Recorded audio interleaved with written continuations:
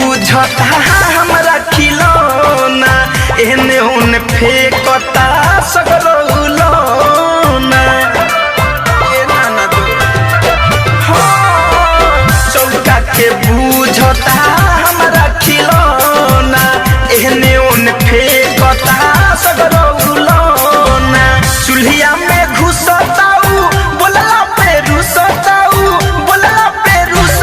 खिचेला धके छोटी रे छोटी ननदी खेले ना देला रोटी रे छोटी ननदी चोली में खेले गोटी रे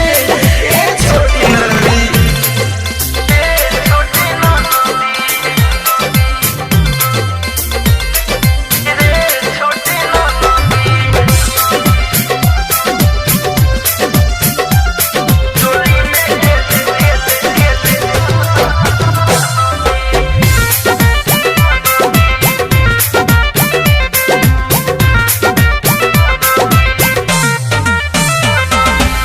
धड़कन धनंजय कैले बड़ खुरपाते हो छोलनी से जहार दिहले